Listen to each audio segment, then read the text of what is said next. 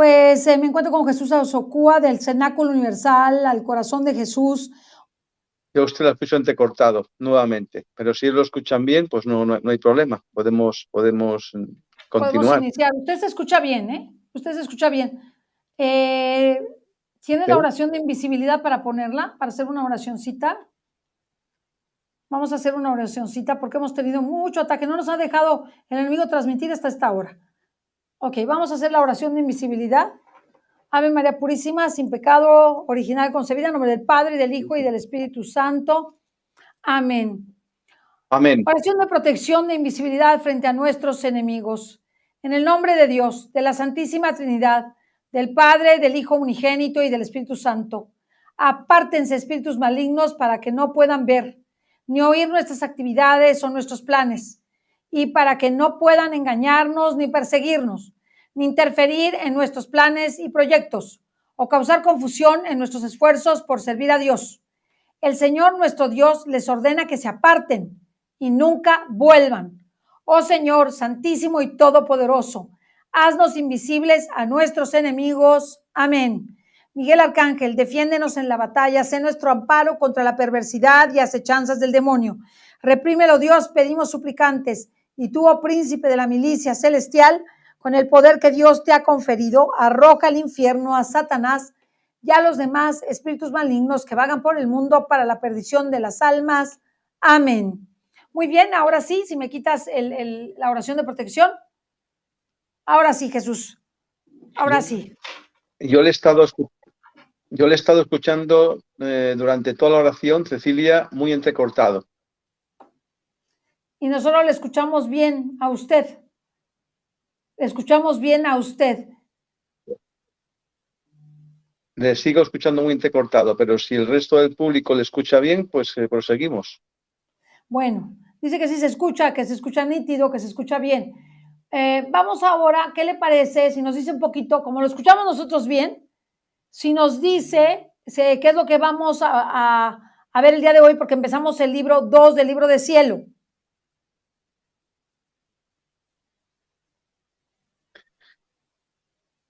Bueno, hoy vamos a ver cómo el Señor nos da a conocer que la fe es Dios mismo. Que la fe es Dios mismo, ¿no? De modo que hasta el conocimiento. Uy, ya se cayó. La fe es Dios mismo. Estamos en el libro 2.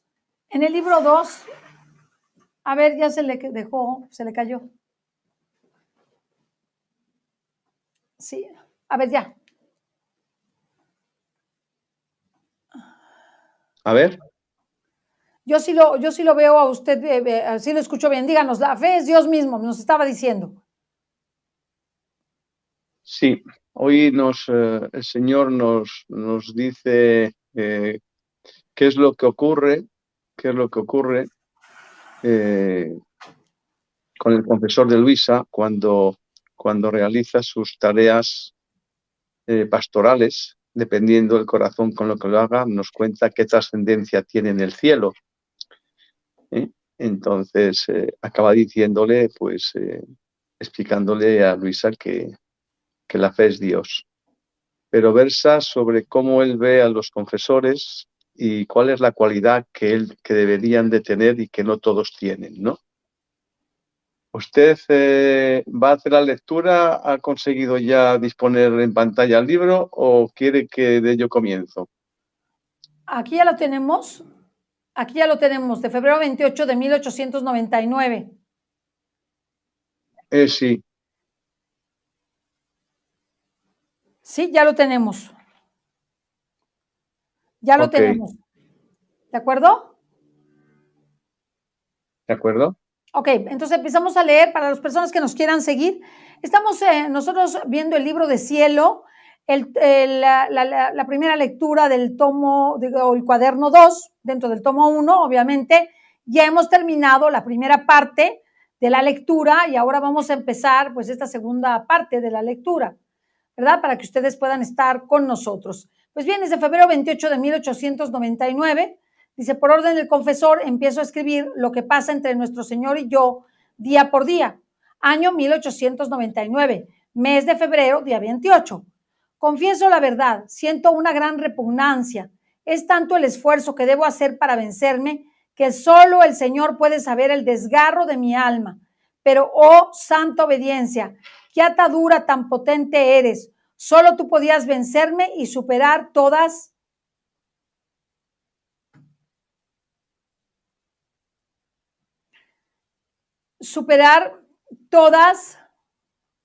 mis repugnancias, que son como montes insuperables, y me atas a la voluntad de Dios y del confesor. Pero, oh esposo santo, por cuán grande es el sacrificio, otro tanto tengo necesidad de ayuda. No quiero otra cosa, sino que me introduzcas en tus brazos y me sostengas. Así asistida por ti, podré decir solo la verdad, solo por tu gloria y para confusión mía. Esta mañana, habiendo celebrado la misa, el confesor, voy a cambiar.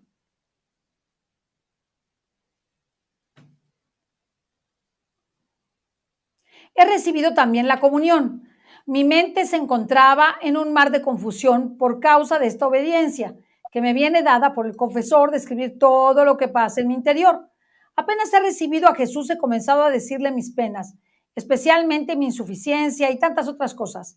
Pero parecía que Jesús no daba importancia a lo mío y no respondía a nada. Me ha venido una luz a mi mente y he dicho, tal vez yo misma soy yo misma la causa de que Jesús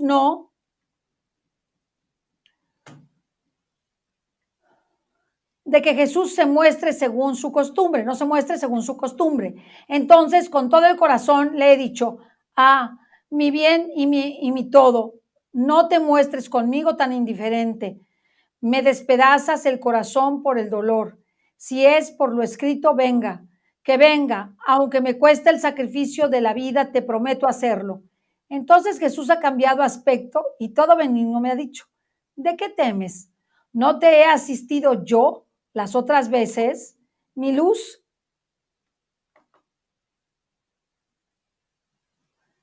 te circuncidará por todas partes y así tú podrás manifestarlo. Mientras así decía, no sé cómo he visto al confesor junto a Jesús y el Señor le ha dicho, mira, todo lo que haces pasa al cielo. Por eso ve la pureza con la cual debes obrar, pensando que todos tus pasos, palabras y obras vienen a mi presencia y son puros. Esto es, hechos por mí. Yo siento por ello un gozo grandísimo y lo siento en derredor mío, como tantos mensajeros que me recuerdan continuamente de ti. Pero si son hechos por fines bajos y terrenos, siento fastidio. Y mientras así decía, parecía que le tomaba las manos y levantándolas hacia el cielo le decía, los ojos siempre en alto, eres del cielo, obra para el cielo. Mientras veía al confesor y a Jesús, que así le decía, en mi mente me parecía que si se obrara así, sucedería como cuando una persona debe desalojar una casa para mudarse a otra. ¿Qué hace? Primero manda todas las cosas y todo lo que ella tiene y después se va a ella. Así nosotros primero mandamos nuestras obras a tomar el lugar para nosotros en el cielo y después cuando llega nuestro tiempo iremos nosotros. Oh, qué hermoso cortejo nos harán. Ahora mientras veía al confesor me acordé que me había dicho que debía escribir sobre la fe, el modo como Jesús me había hablado sobre esta virtud. Mientras en esto pensaba, en un instante, el Señor me ha traído de tal forma así que me he sentido fuera de mí misma, en el cielo, con Jesús, y me ha dicho estas preciosas palabras. La fe es Dios. Pero estas dos palabras contenían una luz inmensa que es imposible explicarlas, pero como pueda lo diré. En la palabra fe comprendía que la fe es Dios mismo, así como el alimento material da vida al cuerpo para que no muera, así la fe da vida al alma. Sin la fe, El alma está muerta, la fe vivifica, la fe santifica, la fe espiritualiza al hombre y lo hace tener fijos los ojos en un ser supremo, de modo que nada aprende de las cosas de acá abajo y si las aprende en Dios. Oh, la felicidad de un alma que vive de fe, su vuelo es siempre hacia el cielo. En todo lo que le sucede se mira siempre en Dios. Y he aquí como en la tribulación, la fe la eleva en Dios y no se aflige, ni siquiera un lamento, sabiendo que no debe, que no debe formar aquí su contento, sino en el cielo. Así, si la alegría, la riqueza, los placeres la circundan, la fe la eleva en Dios y dice entre sí, oh, cuánto más contenta y más rica será en el cielo. Así que de estos bienes terrenos toma fastidio, los desprecia y se los pone bajo los pies. A mí me parece que un alma que vive de fe le sucede como a una persona que posee millones y millones de monedas y hasta reinos enteros, y otra persona le quiere ofrecer un centavo, ahora, ¿qué diría? A ver si regresa Jesús. ¿Qué diría aquella? ¿No se indignaría? ¿No se la arrojaría a la cara? Y agrego, y si ese centavo estuviera todo enlodado, como son las cosas terrenas, y además, si le fuera dado solo en préstamo, entonces ella diría, inmensas riquezas, gozo y poseo, y tú osas ofrecerme este vil centavo tan enlodado y por poco tiempo, yo creo que voltearía enseguida la mirada y no aceptaría el don. Así hace el alma que vive de fe respecto de las cosas terrenas. A ver si podemos encontrar a Jesús. Es que no lo encontramos.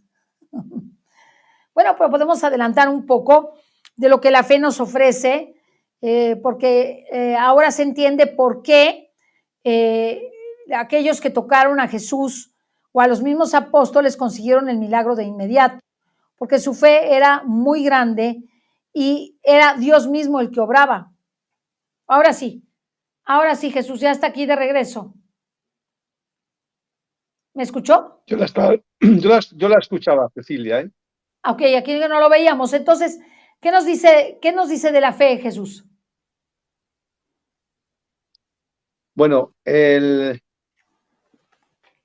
resumen es que de ninguna de las maneras podemos vivir en el mundo y a la vez vivir en presencia de Dios. Es absolutamente incompatible. Si vivimos conforme al mundo, es decir, respecto de lo que percibimos de los sentidos, ¿verdad? Somos esclavos de los bienes, de lo que ofrece este mundo. Todos conocemos qué es. Hoy estaba escuchando un programa de los Santos Padres del Desierto. Macario el Grande estaba hablando de la acedia, ¿no? O de la acedia. Y es precisamente esa trampa en la que vivimos inmersos, porque claro, somos un cuerpo físico, terrenal, ¿verdad? Dotado de unos sentidos que nos proyectan hacia lo que podemos ver, lo que podemos escuchar, lo que podemos tocar. Y entonces, pues, vivimos presos de esa realidad irreal. ¿Por qué irreal? Pues porque esa realidad teórica del mundo es precisamente lo que tenemos que empezar a evitar. ¿Qué es lo que nos produce el apego? Apego al mundo, a lo que el mundo ofrece. Y ya nos dice el Señor que para poder entrar en el mundo de la divinidad, en el mundo de la divina voluntad, de la voluntad divina, como queramos llamarlo, que es el mundo espiritual, en el no tiempo, hemos de empezar a dar un salto absolutamente abrupto rompiendo los cánones de la racionalidad. Ya hace el Señor algunos, digamos, algunos avisos en el Evangelio, cuando le dice al Padre Eterno, Padre, dice, están en el mundo, pero no son del mundo. ¿Quién cuidará de ellos? El Señor en el Evangelio nos lo está anunciando con claridad palmaria, nos está diciendo que estamos, pero no somos de aquí. No pertenecemos al mundo, es un periodo de tránsito, ¿verdad? Entonces, el inconveniente siempre es el mismo. Se lo dice al sacerdote, al capellán, al confesor de Luisa, le pone un ejemplo muy gráfico, ¿no? Cuando le dice que dependiendo de cómo haga las cosas, le dice que si lo que hace pasa al cielo, es porque son actos puros. Dice, matiza, esto es, hechos por mí, por él, por Jesús, en el sacerdote. Dice, mientras que si los hechos que haces son por fines bajos y terrenos, aquí el Señor nos deja claro que el mundo es bajo. Dice el Señor que si los hace con hechos por fines bajos y terrenos, el Señor siente fastidio. Y le dice, mientras, así decía, dice, los ojos siempre en alto. Y le recuerda, eres del cielo, obra del cielo. Es decir, tenemos que empezar, es verdad que es difícil porque tenemos unos hábitos. Tenemos que empezar a romper unos hábitos, esa renovación de mente que nos dice San Pablo tantas veces, ¿verdad? Porque si el raciocinio sigue imperando en nuestra vida, ese desapego necesario al mundo no nos va a permitir que Dios permitir nosotros. No vamos a poder llevar a cabo lo que dice San Juan, que siempre lo decimos porque debe de empezar a grabársenos en la mente por repetición, para que esos hábitos que tenemos arraigados precisamente por el tiempo que han permanecido en nosotros, tenemos que empezar a demoler esas falsas verdades de las que hemos venido nutriendo la mente y el alma. Esa dependencia del mundo, esa falsa seguridad que nos otorgan los bienes, el poder, el conocimiento, pero no el conocimiento de Dios, sino el conocimiento intelectual, los grados, las licenciaturas, los máster, y todo aquello que nos hace creernos algo cuando realmente nada somos. Entonces, aquí a volver a pedirnos, y se lo dice al sacerdote cuando habla con él, que ponga la mirada en el cielo, es decir, que tenemos que empezar a vivir de otra manera diferente, que tenemos que romper las ataduras, esa esclavitud de la que todos somos reos, todos, absolutamente todos, de la dependencia tan enorme que tenemos de los bienes materiales. Que ya se ocupa el enemigo de meternos por los ojos las bondades falsas de la belleza, de la elegancia. Uy, ya se volvió a caer. Nos hablaba, a ver si podemos recuperarlo. Ahí está, ok. De las bondades falsas de la belleza, nos dijo. ¿Qué más? No, no lo oigo, no le oigo.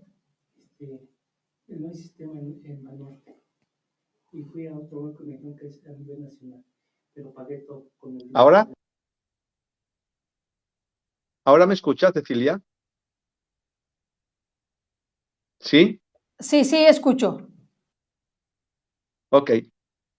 Sí, me he quedado en que tenemos que empezar a romper con la esclavitud que nos mantiene reos de lo que el mundo ofrece, esa belleza, esa elegancia, esa vanagloria, ese protagonismo. Hay que ver eh, esta nueva moda de los selfies que llaman en las redes sociales el postureo, mostrándonos muy felices donde estamos en ese momento, cuando lo que estamos dando a conocer es una falsa realidad. Estamos queriendo mostrar lo que no somos a través de las imágenes.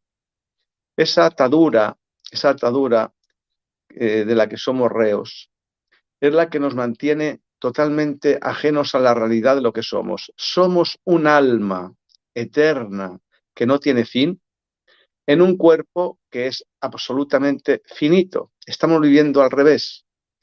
Vivimos como si fuéramos inmortales en el cuerpo, cuando lo que es inmortal es el alma, pero no nos comunicamos con el alma. El alma le tenemos absolutamente denostado, no le prestamos la más mínima atención. El Señor nos recuerda con claridad.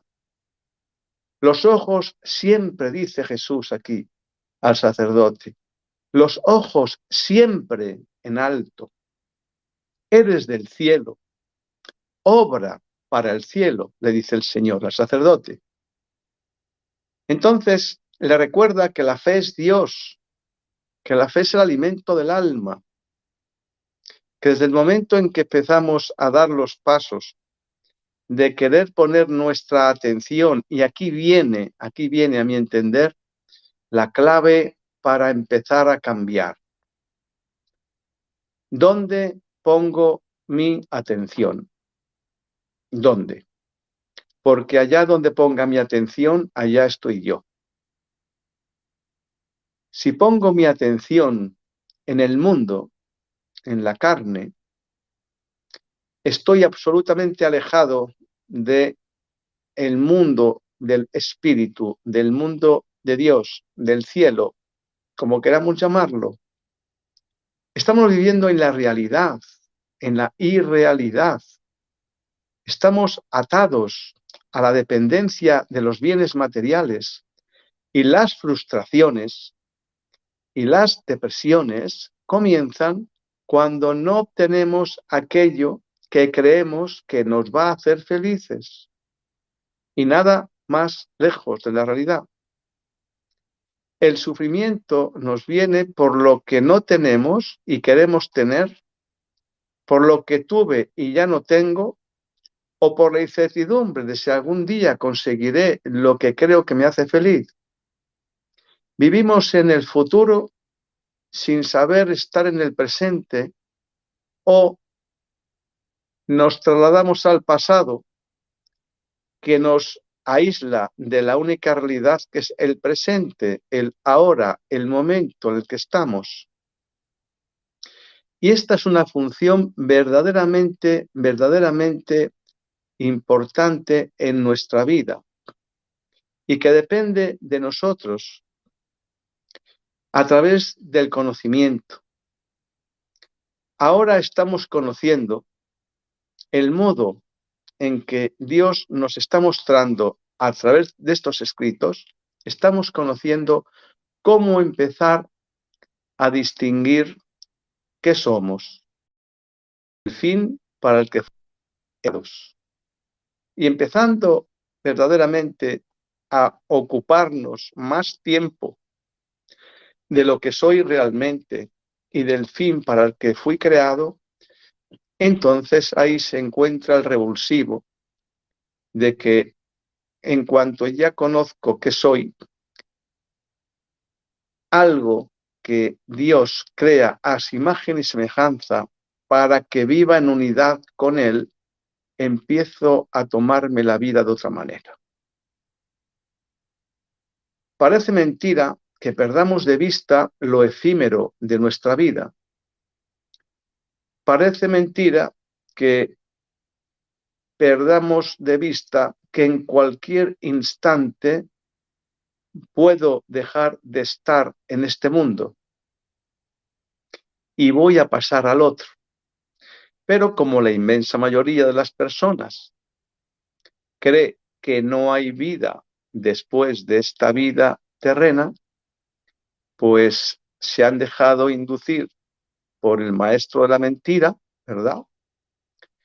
Y entonces empiezan a hacer estragos con su mente, con su cuerpo, y el alma queda absolutamente denostado e infectado por el mal. Hemos de empezar a tomar conciencia seria, responsable, firme, primero de que somos algo efímero desde el punto de vista humano, físico, y además que no hay una vocación de permanencia ni de continuidad, y que donde tenemos que empezar a mirar es a lo que no muere, el alma, a lo que puede condenarse eternamente, concepto este que la mente humana, por ser finita, le cuesta discernir, cuesta digerir, ¿verdad? Pero es una realidad, es una realidad. Me decía el otro día una señora cuando salía de la Eucaristía que era muy difícil creerse que había algo después de aquí, y yo, que me siento privilegiado y le doy gracias a Dios, pocas le doy para las que debía darle, yo le dije, mire, Pilar, yo le doy fe de que existe, porque yo he estado allí. Dios me dio la gracia de llevarme allá y me dejó justo en el último peldaño cuando iba a saltar a ese vacío, ¿verdad? Entonces, es verdad que lo que le pasó a Tomás, a Santo Tomás, ¿no? Ver para creer, si no meto la mano en el costado, ¿verdad? Cuando le dice Jesús, bueno, has visto y has creído, ¿no? Aquel que tenga fe sin haber visto, ese es bendito. Aquí el Señor nos lo recuerda. La fe soy yo, la fe es Dios, la fe es Dios. Ahora hay que analizarlo esto. Quiere decirse que en el momento en que yo pongo mis ojos en Dios porque creo no en Dios, porque en Dios también cree el demonio. No. ¿Creo a Dios o no creo a Dios? Porque si creo a Dios, entonces debería de cambiar de vida instantáneamente. Y una de las principales preguntas que nos deberíamos de hacer, seria y responsablemente, es si creo a Dios. No si creo en Dios, si creo a Dios. Porque si creo a Dios, tengo que creer lo que me está diciendo aquí. Que ponga los ojos siempre en alto. Que soy del cielo. Que soy obra para el cielo. Que soy del cielo. No que soy de la tierra y puedo ir al cielo. No, que mi procedencia es del cielo. Que el alma es espíritu. Es de la misma esencia que la Sacrosanta Trinidad, espíritu. Que somos obra para el cielo. Y alguno se preguntará, entonces, ¿qué hacemos aquí? Y ahí está la respuesta que el Señor nos da. El fin para el que fuimos creados. El día que el papá de Cecilia cumplía años, nos lo dice en esa misma fecha, ¿verdad? En el libro de cielo nos dice el Señor el fin para el que fuimos creados. Dice que nos hizo para divertirse con nosotros. Que Él quiere, como espíritu que es, valerse de nuestro Para que cuerpo. fuéramos su delicia, más que para divertirse con nosotros, para que fuéramos su delicia, porque aquí en México si decimos que es para divertirnos con alguien, es como si nosotros fuéramos un objeto. ¿Ve? Ajá. Entonces es mejor decir, para que nosotros fuéramos su delicia y Él fuera nuestra delicia. Esa es la razón Entonces, para la que nos creó, para que seamos su delicia. Él quiere unirse a nuestra humanidad como espíritu que es para desenvolverse en el adestra, en la materia, a través de mis ojos ver y el de ustedes, a través de nuestras manos expresarse, sentir, a través de nuestros pies poder caminar, a partir de nuestros oídos utilizar nuestros oídos para escuchar. Es decir, el vehículo que somos nosotros, dotados de una voluntad y de un alma con sus tres potencias, que volvemos a recordar que esas tres potencias son los tres canales que unen a la criatura con la sacrosanta Trinidad. La voluntad humana unida del Padre Eterno a la voluntad. La inteligencia del hombre unida a la inteligencia de la segunda persona de nuestro Señor Jesucristo. Y la memoria unida al Espíritu Santo. Esa interconexión constante que tenemos y que no se puede ver en el mundo material existe. Si verdaderamente creo a Dios y empiezo a preocuparme, a ocuparme, conociendo lo que Él me está dando a conocer, que es precisamente qué soy, para qué me creo, entonces cambiaré de conducta de forma inmediata, pero me lo tengo que creer. Todo pasa por la creencia de lo que Dios me dice que soy y me dice qué hacer. Y aquí no lo dice claro, pero es tan simple y tan rotundo a la vez que debemos de hacer un acto verdaderamente serio, responsable, para empezar verdaderamente a masticar esto. No es una frase hecha. Los ojos siempre en alto, es decir, siempre en Él.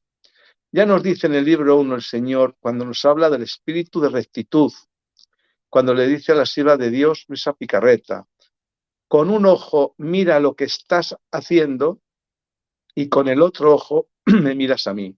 Es decir, tenme presente siempre, porque yo estoy ahí contigo, lo quieras o no. Lo único que estoy pidiendo es que con tu libertad me permitas obrar en unidad contigo, porque estoy, templos somos del Espíritu Santo, como nos dice San Pablo, siempre lo decimos. Siempre se darán cuenta ustedes que en los programas siempre hay una serie de aspectos que redundamos y redundaremos, porque solo a través de la repetición empezaremos a cambiar nuestros hábitos con los nuevos conocimientos. De ahí la redundancia constante. No es que nos repitamos, es que queremos repetirnos, porque solo con la reiteración empezará a grabarse ese conocimiento en la memoria e iremos reformando e iremos mutando los hábitos falsos, los hábitos de confusión de la verdad con los hábitos nuevos de los que el Señor nos habla, con estos conocimientos nuevos. Cuando nos explica que hemos de mirar al cielo, que somos obra del cielo y somos obra para el cielo. Por tanto, si somos obra del cielo, somos parte de la divinidad, si somos obra para el cielo, hemos de trabajar el espíritu, el alma, no el cuerpo. El cuerpo va a ser precisamente lo que pueda condenarnos, porque lo que nos está atando al mundo es la codicia, los placeres sexuales, la vanagloria, los mal llamados placeres del mundo de la vida, o lo que llamamos erróneamente calidad de vida, es el lujo, el confort, la posesión, la vanagloria porque soy no sé quién y estoy posicionado y tengo tanta influencia, etcétera, etcétera, etcétera. Es decir, hemos de empezar a concienciarnos que o trabajamos con Dios o el alma se pudre. Aquí nos dice el Señor que la fe da la vida al alma, al igual que el alimento al cuerpo. La fe da la vida al alma. La fe es creer a Dios, no creer en Dios, es decir, creer que existe Dios, no. Creer a Dios, o sea, creer lo que me está diciendo.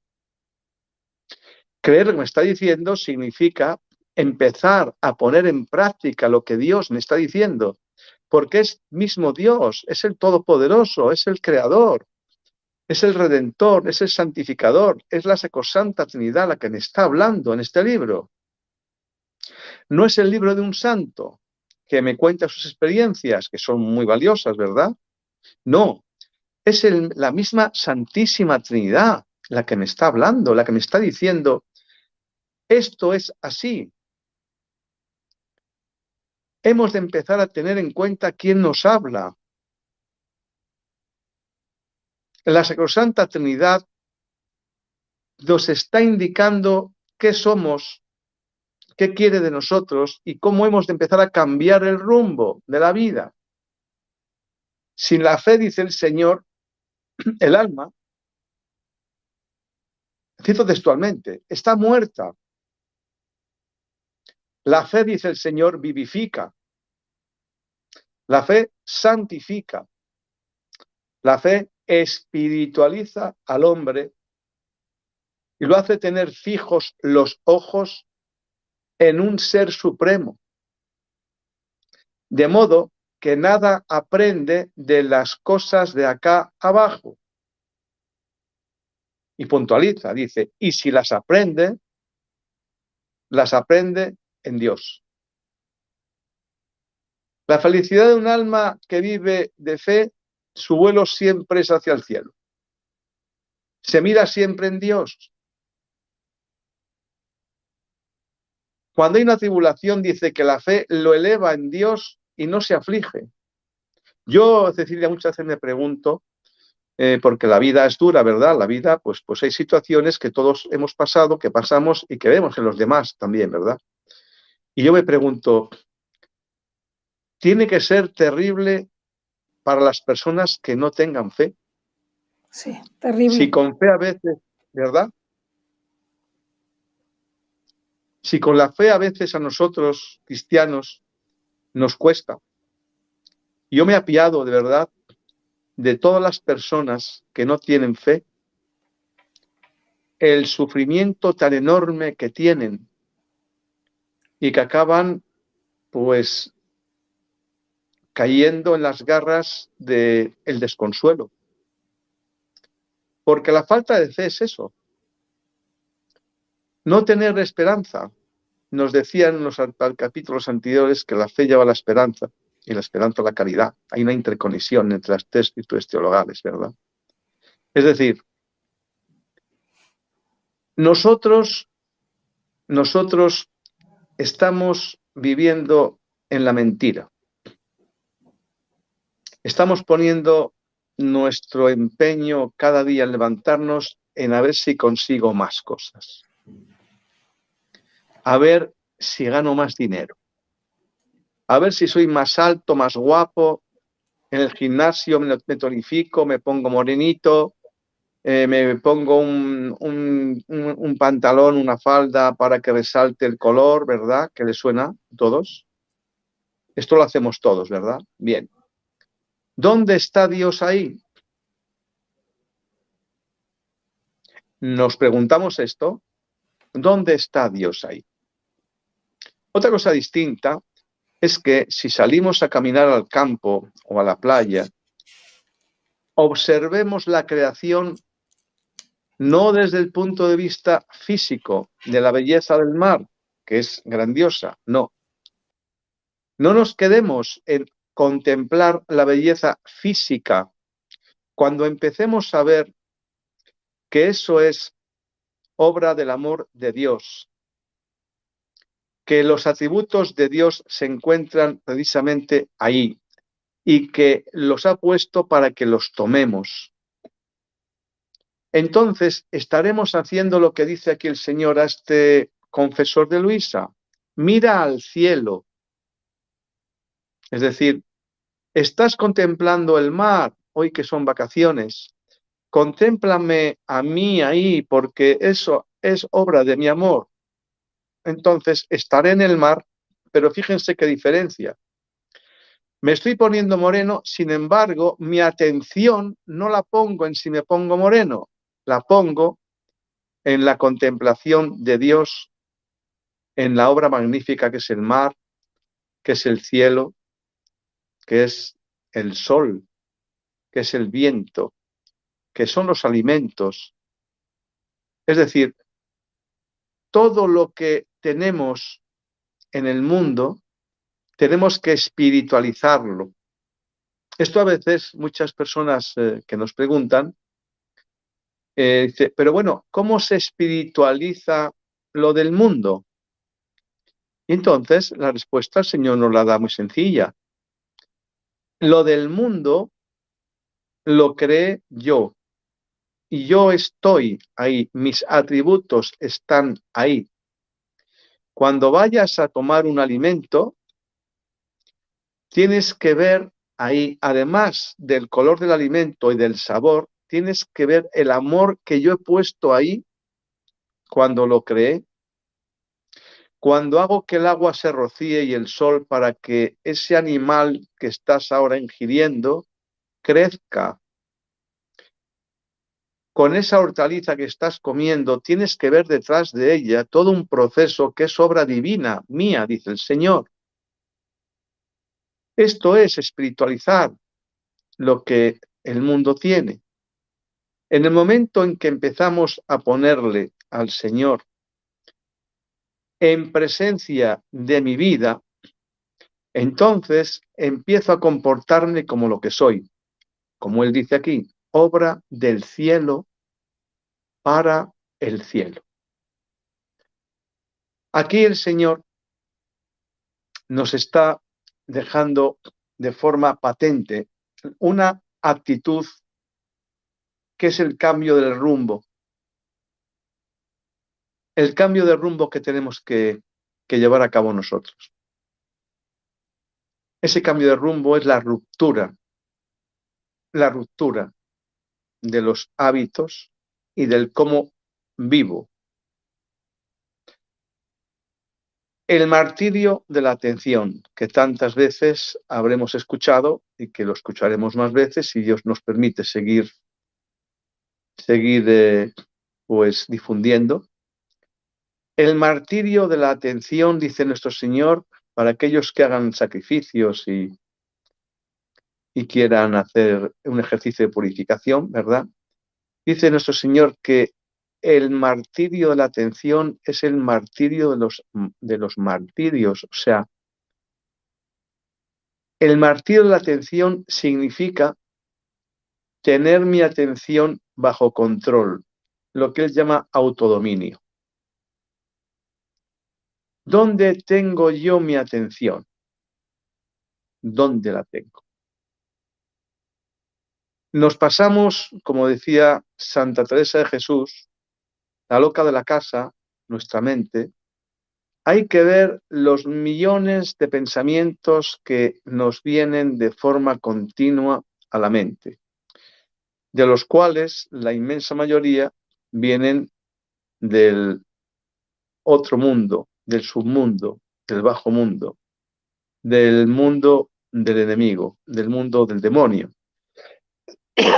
Porque no somos conscientes de que, por ejemplo, el placer sexual, que queda una semilla, un germen en el alma de placer, dependiendo de si el placer es por el placer y además si lo estoy llevando a cabo de forma no permitida por Dios, queda una semilla diabólica en el alma que va creciendo, germina y va creciendo. Si lo hago a través del alcohol, se va sembrando una semilla en el alma de dependencia, de necesidad del alcohol. Lo mismo con el dinero, la semilla de la codicia, de la vanagloria, es decir, de todo lo que nosotros conocemos. Nos esclaviza porque es una semilla que se está germinando en nuestro alma y después cuesta mucho descubrir que está germinando y que el único modo de poner fin a esa semilla es destruyéndola. Y se destruye con el martirio de la atención. O como el Señor también le dice aquí, mira al cielo. Empieza a ver mucho más allá de donde ven tus narices, diríamos aquí en España. Mira hacia arriba, no mires hacia abajo. Si te quedas con lo que el mundo te ofrece, serás un esclavo del mundo. Mirarás en aquello que te origina sensaciones agradables, a la libidine, al ego, porque a ti también te miran. Es decir, la esclavitud de los sentidos, podríamos definirla así, la esclavitud de nuestros sentidos. Y yo soy mucho más que mis sentidos. Nosotros somos mucho más que nuestros sentidos.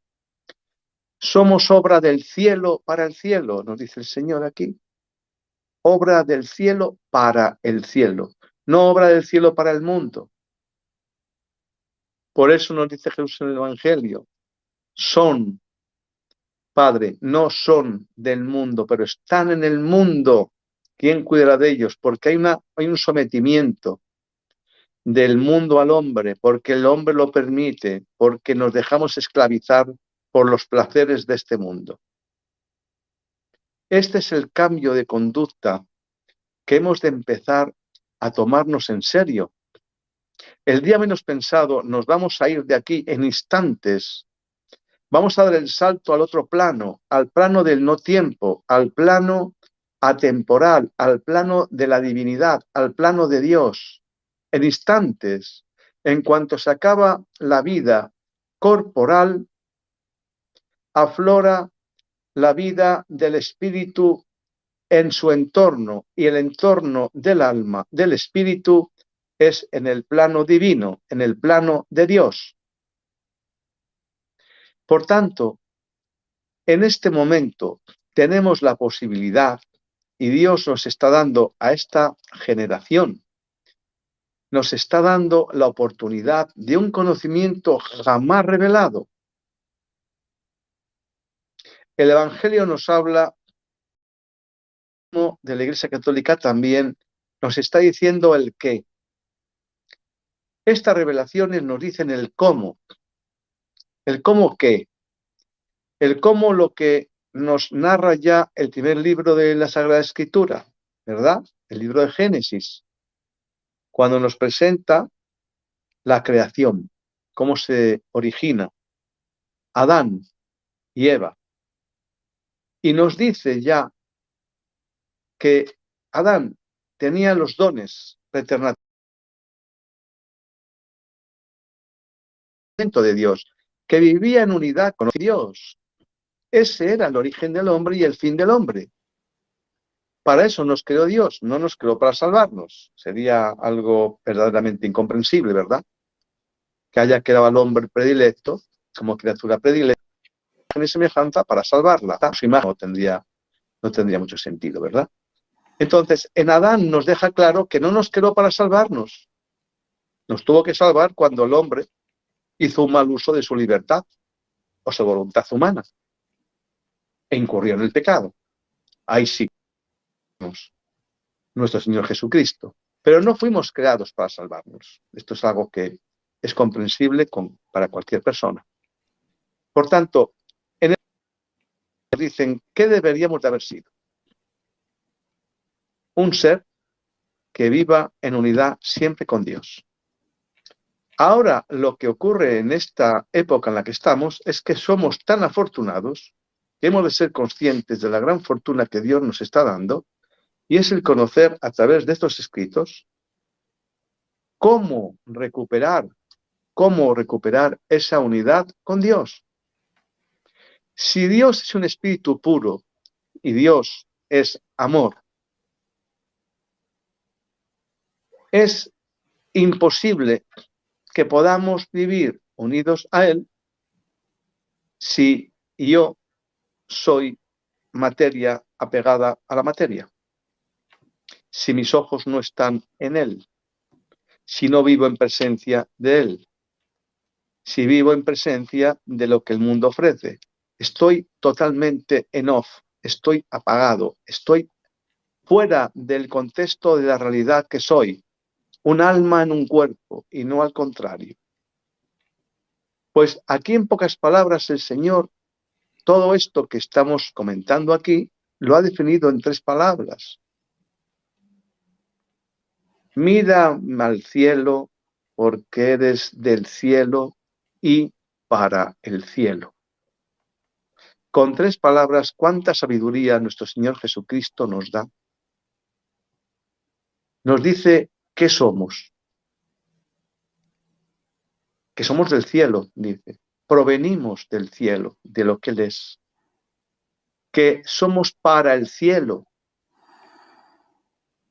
Y que lo obtendremos, lo recuperaremos mirando al cielo. Indudablemente, mirando al mundo, que es lo que hacemos todos, no vamos a poder tener esa virtualidad de vivir en unidad con Dios, que ese es el fin para el que fuimos creados.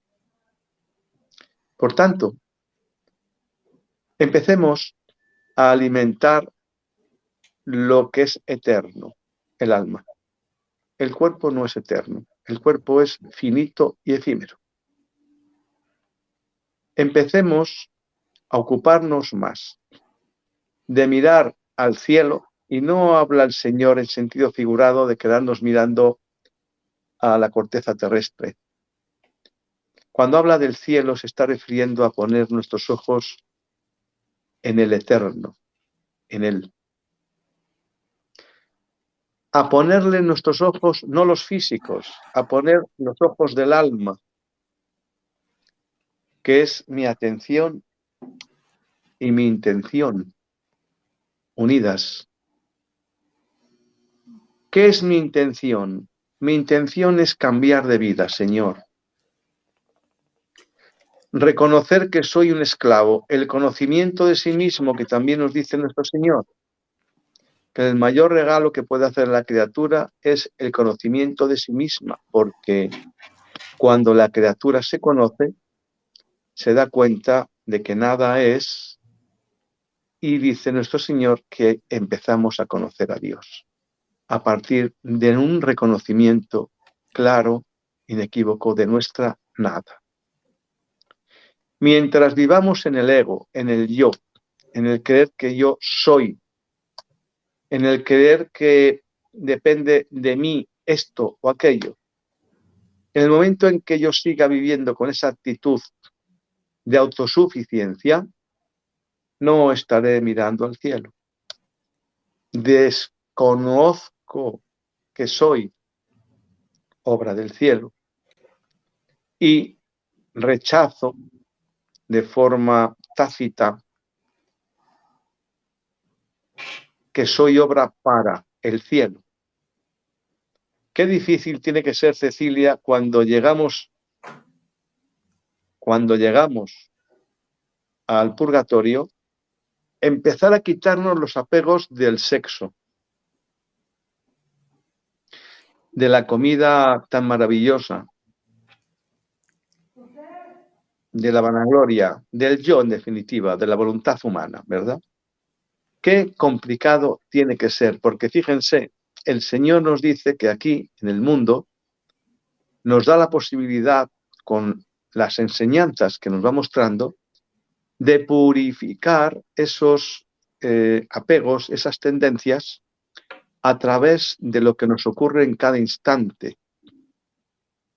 Nos ayuda a conocer que a partir del momento en que veo la vida como el medio para desapegarme de lo que me esclaviza o me esclavizó durante mucho tiempo, estoy llevando a cabo la purificación que, en otro caso, se produciría en el purgatorio, solo que sin mi participación. Con lo cual, como él dice, no tiene mérito alguno. Pero es que además me estoy perdiendo otra cosa todavía más importante. Y es que nos está dando una riqueza tan grande que nos dice que en cuanto la criatura empieza a permitir a Dios obrar en cada acto,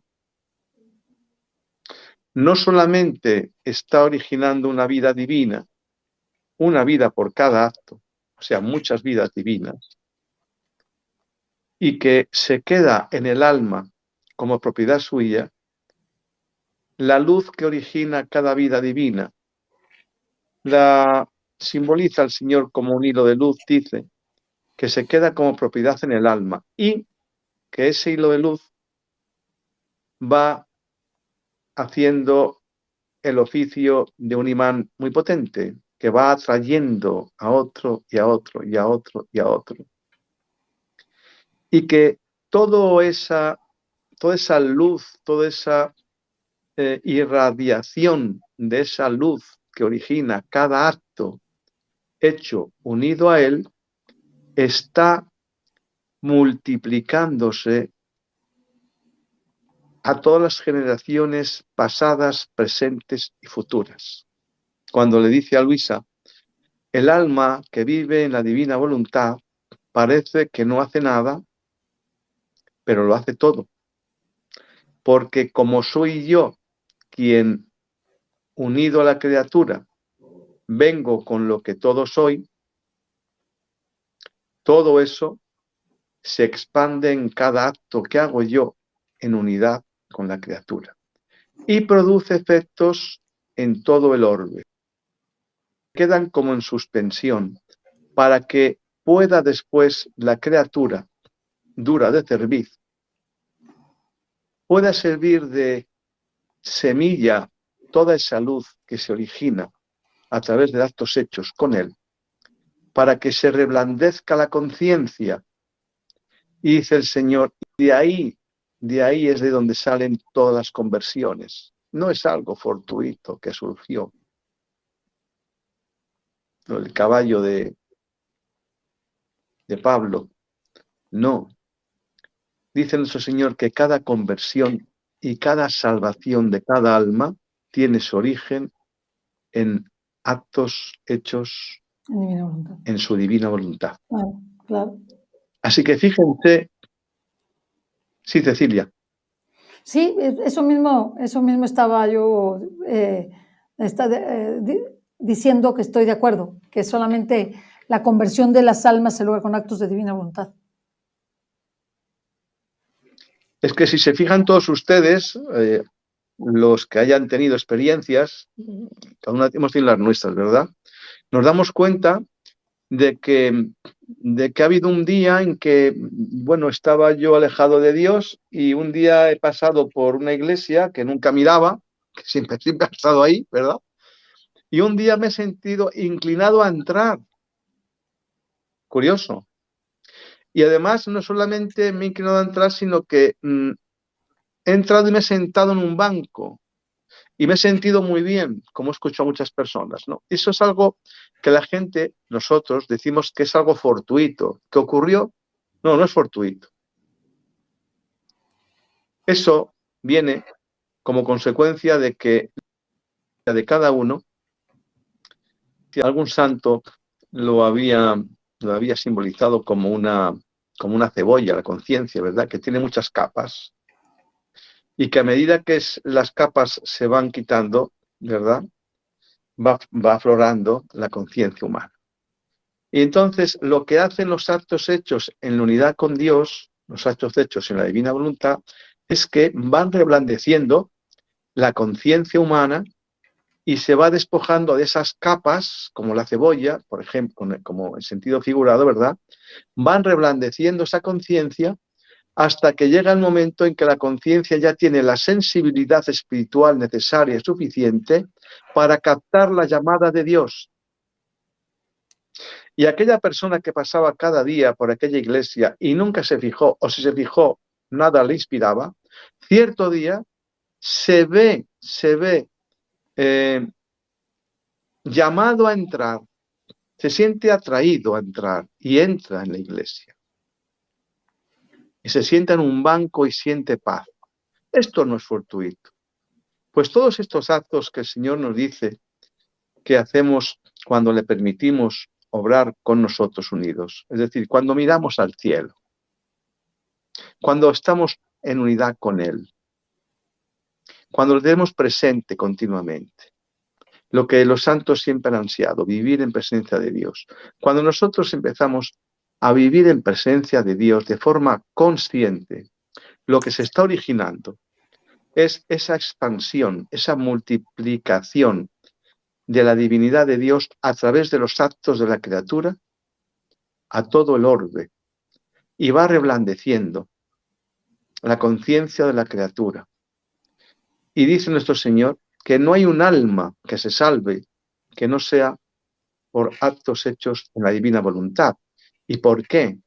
Porque también le dice el Señor a Luisa que en el último instante, cuando se está desencarnando y empieza el alma a separarse del cuerpo, viene nuestro Señor, dice, hasta los más depravados. Me aparezco, me muestro tal cual soy, para que decidan si decirme sí o, por el contrario, me rehuyen y se condenan. Por dice nuestro Señor que cada acto que hacemos en la divina voluntad no solamente provoca conversiones, sino que libera almas de la condenación. ¿Y por qué libera almas de la condenación? Porque les está irradiando la luz que no tienen y en el momento final del desencarne, en el momento clave punto de la muerte, esa luz que se han ido generando va a dar a la conciencia de esa criatura la luz necesaria para que reconozca a Jesucristo y le diga sí, y ya no se condene. Fíjense ustedes lo que estamos perdiendo cuando no ponemos en práctica lo que Dios quiere que hagamos. Se quiere servir de nosotros, primero porque somos la criatura predilecta, como lo era Adán, para recrearse con nosotros, para manifestarse a través de nosotros, porque es espíritu en nosotros cuerpo.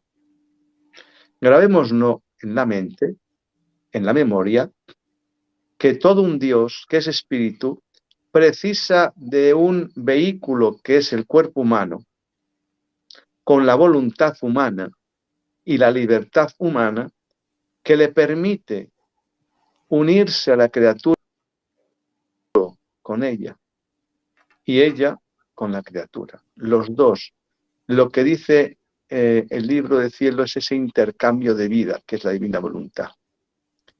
Él me da todo lo que él es porque se une y viene con todo lo que es, y yo le doy todo lo que soy porque me uno con él, y se produce la fusión de la voluntad humana con la voluntad divina sin perder cada una su singularidad su identidad y su individualidad, pero indudablemente prevalece la voluntad divina. Faltaría más, como ocurría con Jesús, con la segunda persona de la Santísima Trinidad. Tenía una voluntad humana porque era hombre verdadero y la voluntad divina porque era Dios.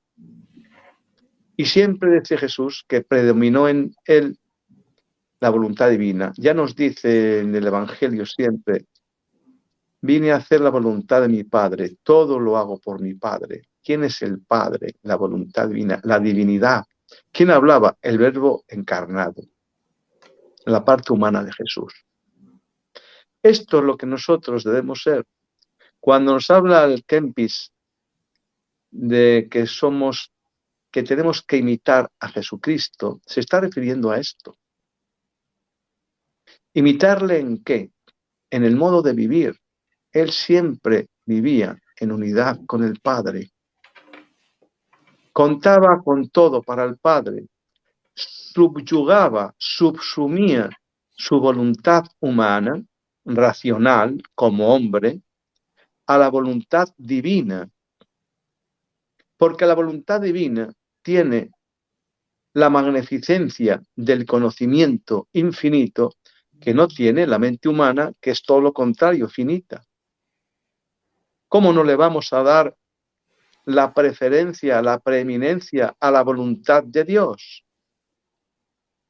Si es la magnificencia, si lo sabe todo, si lo conoce todo, pues esto es lo que significa mirar al cielo y recordar, nos dice, que somos obra del cielo para el cielo.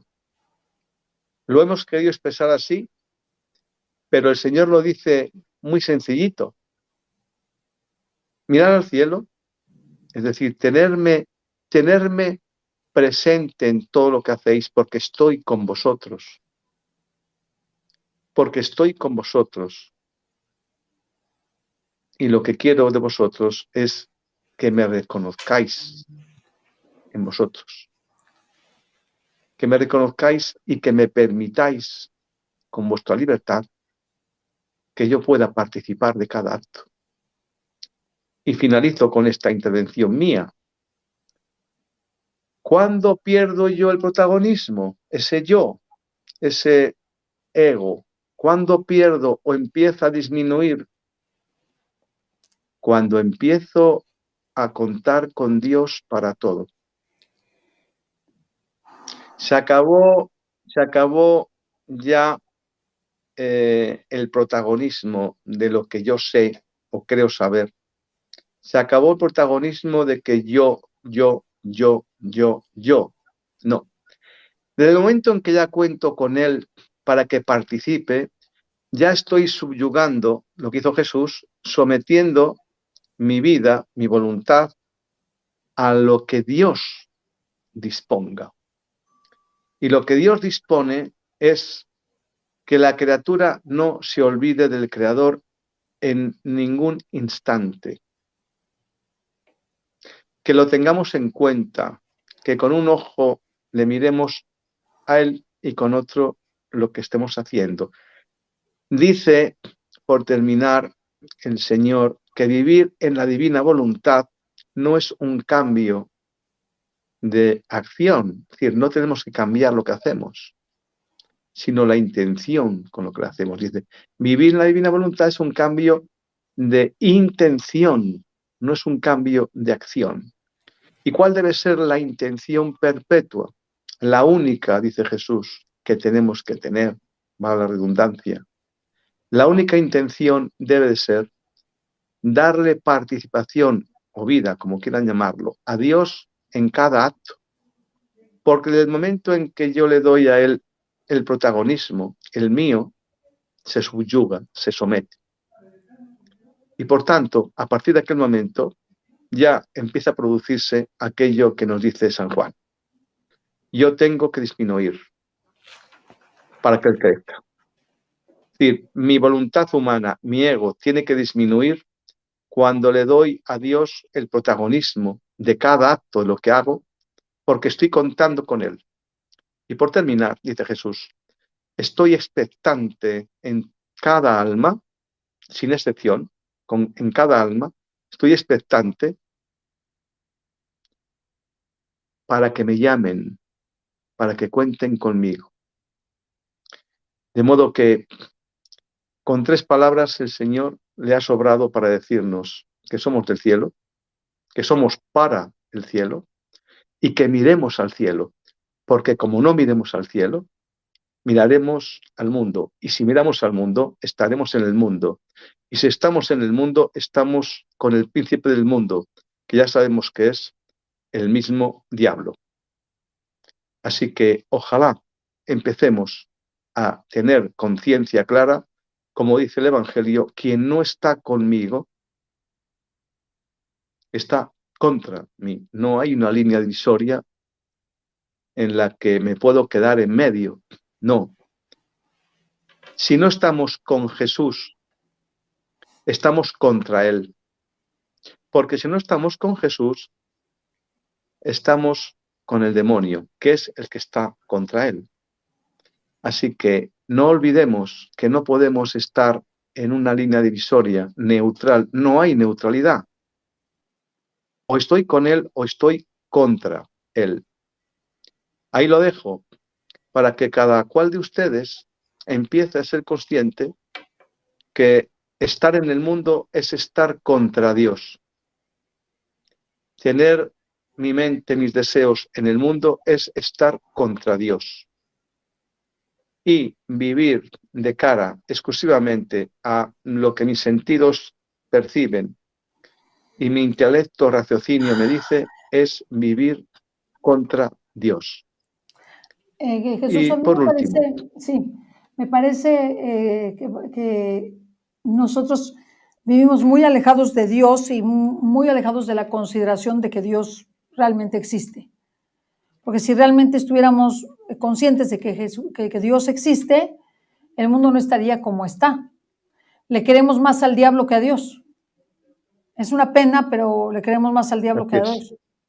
Entonces, creo que lo que nos dice el Señor, que usted nos ha hecho énfasis de que somos del cielo y que nosotros debemos con la fe fortalecer nuestra relación íntima con Dios para poder conquistar lo que nosotros, cualquier cosa que necesitamos. Esos son los evangelios de estos días, que si tuviésemos la fe de un granito de mostaza, uy, ya se cayó.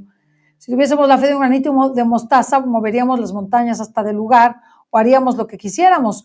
Incluso nos habla del poseso, ¿no? Del poseso que no pueden liberar los apóstoles y les preguntan una vez que el Padre se queja con ellos de por qué no pudo liberarlos, dice es que les falta fe. Yo creo que porque si la fe es Dios, nosotros para activar el poder de Dios solamente tenemos que estar seguros de que Él lo puede hacer. Y eso es suficiente. Y conforme se vayan acercando más los acontecimientos más difíciles, tendremos que ser más claros en nuestra convicción de Dios. Aquí está. Entonces, conforme vayan acercándose más los tiempos, tendremos de ataque del enemigo, tendremos que estar más claros en nuestra convicción de Dios. ¿Por qué? Porque, por ejemplo, ahorita está saliendo, Jesús, que quieren hacer una gira satánica por el mundo y sobre todo los países de Latinoamérica, porque quiere el diablo engullirse toda Latinoamérica con el comunismo, por ejemplo, y con sus gobernantes comunistas o que son progresistas de izquierda, pues lo único que tenemos que tener es claro Dios y en esa medida poder hacer actos en divina voluntad y poder vivir en divina voluntad, porque así vamos a acabar totalmente con el diablo. Lo vamos a barrer de la faz de la tierra y eso tenemos que estar seguros, porque de otra forma el enemigo nos ganará las batallas y el enemigo no puede ganar estas batallas si nosotros estamos conscientes de que Dios está con nosotros y que Dios lo puede hacer todo, ¿verdad? Él nos ha dicho que Él venció al mundo. Sí. Y lo que espera es, ya lo dijo San Luis María Guillón de Montfort, los apóstoles de los últimos tiempos, de los que el Señor se valdrá. No sé si se escucha ahora o se cayó otra vez. Sí, yo lo escucho perfectamente, perfectamente.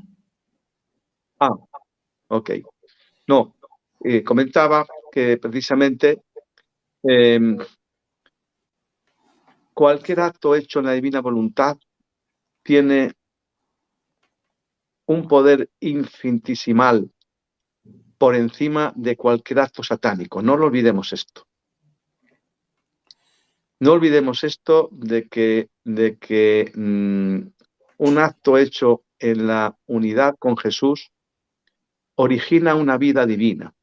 Esa vida divina tiene el poder de expandirse por todo el orbe y afectar a todas las conciencias, incluidas las satánicas. No nos olvidemos esto. La lucha contra el demonio se hace desde la luz. No es una lucha material, física, ¿verdad? No, no. Se hace desde la luz, desde la vida en unidad con Jesús. Porque lo que se origina es un acto divino, con una vida divina, que se deriva del mismo, y que se expande a todo, como digo, al satanismo, y que le está afectando favorablemente para ellos, porque los va a reblandecer. Dice el Señor que serán pocos los que se condenen. No, yo no creo. Y lo dice pues porque Porque la Virgen dice otra cosa. La Virgen dice que miles de almas se condenan. ¿Perdón? La Virgen en estos tiempos dice que miles de almas se condenan.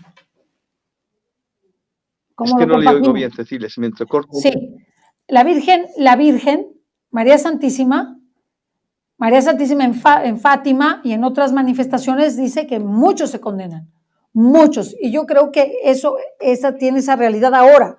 No que pocos se condenen cuando Luisa está en ese proceso. En este momento, Jesús, las cosas son gravísimas.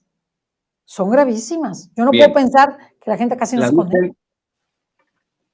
La Virgen de Fátima, Cecilia, lo que les dice a los niños en Fátima, cuando les da un paseo por allá, por el infierno, ¿verdad? Sí. Le dice, ¿veis cuántas almas se condenan? Porque no hay nadie que ore ni se sacrifique por ellas. No está diciendo que sean muchas. Indudablemente hay almas que están condenando, claro que sí. Los niños venían, acuérdese, dice que con los ojos fuera de las órbitas. Venían espantados, eran niños, eran pastoriños, pastorcitos que no tenían formación ninguna, ¿verdad? Vivían, lógicamente, pues con la inocencia y la ignorancia, ¿no? De lo pequeños que eran y que estaban en el campo. Entonces no dice la Madre de Dios, al menos en ese estadio, con los niños, que hubiera muchas. Dijo, ¿habéis visto cuántas almas se condenan? Porque no hay nadie que ore ni se sacrifique por ellas. Y por les eso, dice, pero al decir eso digo, no se trata de decir una cosa u otra o contradecirse, no, simplemente que veamos cuántas, aunque se condene una es suficiente, ¿no? Pero lo que está diciendo sí, claro. ¿Veis cuántas? No está diciendo que son pocas, o sea, ve cuántas, o sea, vean cuántas. No. Indudablemente se condenan muchas almas. Infelizmente, claro que sí. Claro. Pero como dice el Señor, en lo que estamos viendo ahora con el doctor Tomasini, bueno, hemos acabado de verlo, María Valtorta, de esa, digamos, esa conversación que tiene en el libro 1 de María Valtorta con Judas, cuando le empieza a explicar, a hablar de la soberbia, a hablar de la depresión, es decir, hay almas que apuestan por el mal. Claro. Que renuncian a Dios Jesús de forma deliberada. Como estoy de acuerdo con usted. Y usted ahorita nos ha dicho cómo un alma que no está preparada para el cielo, el día que llega al purgatorio, pues tiene una lucha tremenda dentro del purgatorio, porque pues no vivió para nada ninguna virtud ni ningún esfuerzo en la vida espiritual. Veamos que una persona, un sicario, porque son creo que malísimo, un terrorista, ¿no? Aunque se les presente Jesús, no tendrán ni la capacidad de darse cuenta de qué se trata, ni darse cuenta. Entonces, por eso nos dice el Señor que cuando llevamos a cabo un acto en la divina voluntad, el efecto inmediato que produce a través de la vida divina que origina es que se expande por todo el orbe, se expande y que afecta, queramos o no, a todas las conciencias. No las obliga, No. no las obliga, ¿eh? No las obliga porque para eso nos hizo libres, ¿verdad? Pero dice que queda en suspensión esa luz para ayudar a las conciencias de las criaturas a poder reconocerle en el último momento. Entonces, esta barbarie en la que estamos asistiendo, lo que está ocurriendo es que están apostando por vivir a espaldas de Dios Claro. y evidentemente van a padecer en el purgatorio durante muchísimo tiempo, aunque ahí no existe el tiempo. ¿Por qué? Porque para después Cecilia liberar de esos apegos y esas tendencias mundanas, van a tener una purga durísima, durísima.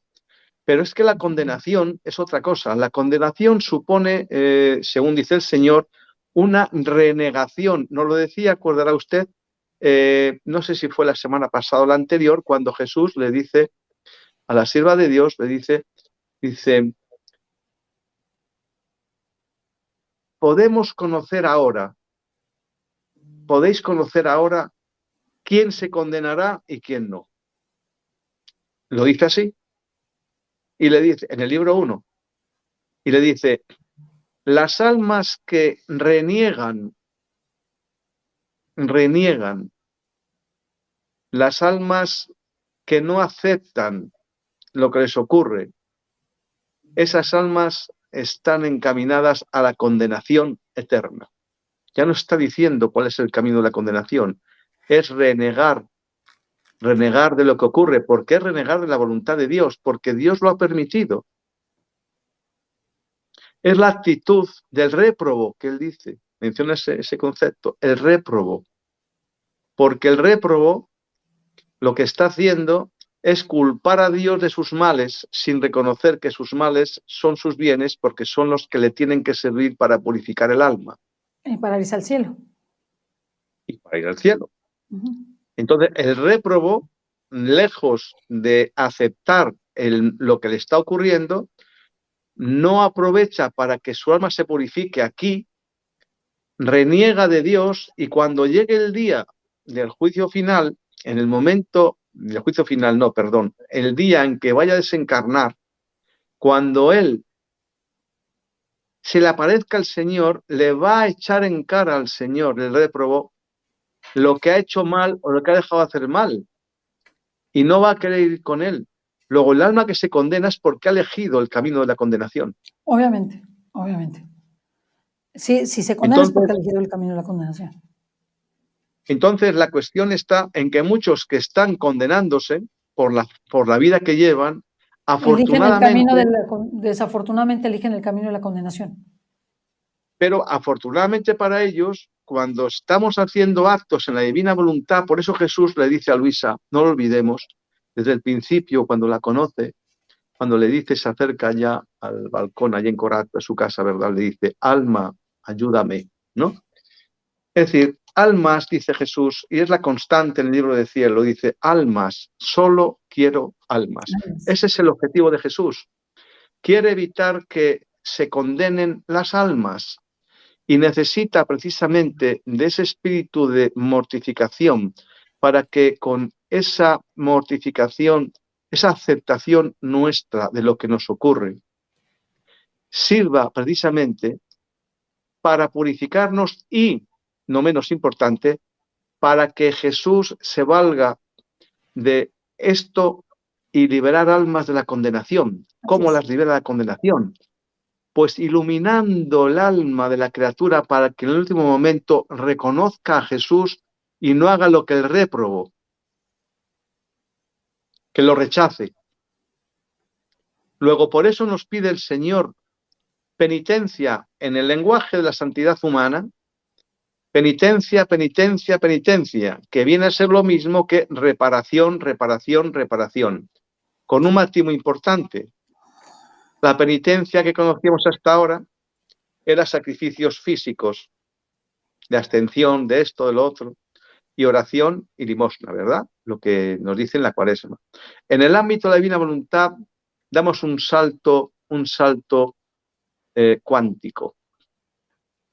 Y ese salto es que cuando empiezo a sufrir en unidad con Jesús, es decir, a sufrir en la divina voluntad, en unidad con Jesús, cuando Jesús se une conmigo porque yo le permito unirse en ese sufrimiento, Jesús hace suyo el sufrimiento y lo que está produciendo es un efecto redentor que lo mismo que hizo cuando estuvo entre nosotros, se valió de su sufrimiento para liberarnos de la condenación eterna, para redimirnos.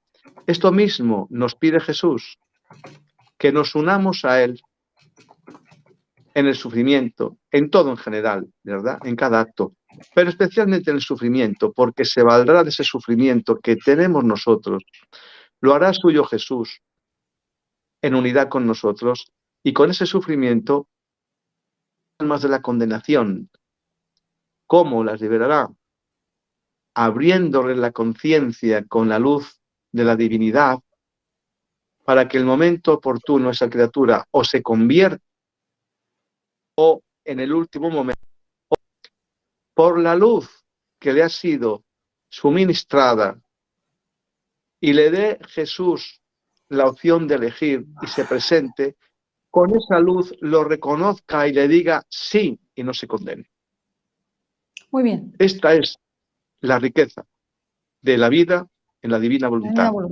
Almas, solo quiero almas. Aquí nos quedamos, Jesús, porque ya tenemos una hora casi y media. Nos quedaremos aquí. Recuerden que estamos en el tomo, en el libro 2, en la primera lectura, ¿sí? Para que ustedes puedan, ahí nos quedaríamos. Ya estamos esta es la página 11 aproximadamente del libro 2 o del cuaderno 2, ¿de acuerdo? Para que ustedes puedan seguirnos. Y le doy las gracias, Jesús, por habernos acompañado el día de hoy, ¿verdad? Muchísimas gracias por habernos acompañado el día de hoy. Muchísimas gracias. Dios les bendiga a todos. Hasta la próxima. Bye. Bye. Hasta la próxima.